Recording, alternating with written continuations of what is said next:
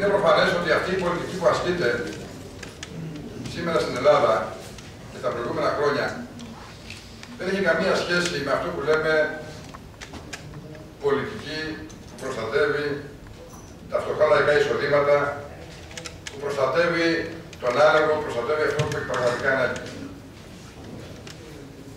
Αυτή την πολιτική την έχουμε καταγγείλει, έστω και με εκθέσεις ιδεών, όπως κάποιοι ανέφεραν. Όμως, κάποιοι δεν είναι ικανοί ούτε εκθέσεις ιδεών να γράψουν. Εμείς λοιπόν, που έχουμε εκλεγεί με την υποστήριξη συγκεκριμένου κόμματος που είναι στην κυβέρνηση αυτή τη στιγμή, έχουμε το θάρρος, έχουμε την πολιτική βούληση, έχουμε το πολιτικό ανάστημα να καταγγείλουμε πολιτικές που οδήγησαν σήμερα τη χώρα μας σε αυτό το σημείο, ενώ κάποιοι άλλοι δεν τολμούν να πούν το παραμικρό ενάντια σε αυτό το οποίο ανήκουν. Γι' αυτό λέω λοιπόν ότι όλοι κρινόμαστε.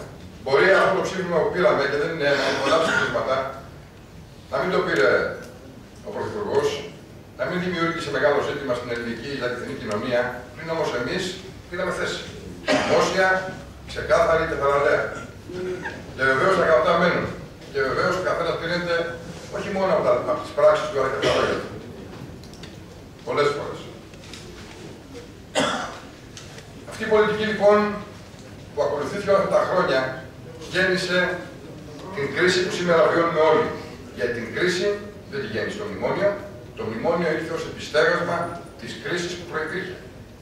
Και η κρίση αυτή ήταν αποτέλεσμα μιας συγκεκριμένης πολιτικής που ασκήθηκε όλα αυτά τα χρόνια, όπου δημιούργησε ένα κράτος τέρας, που δημιούργησε ένα κράτος το οποίο όχι μόνο δεν συνέβαλε στην ανάπτυξη του τόπου, όχι μόνο δεν συνέβαλε και δεν επιδίωξε την δίκαιη αντιμετώπιση των πολιτών, αλλά ένα κράτος το οποίο γέννησε παραστασμό, γέννησε παραοικονομία, γέννησε όλα αυτά τα φαινόμενα που οδήγησαν στην κατάρρευση και την οικονομία μας και την κοινωνία μας.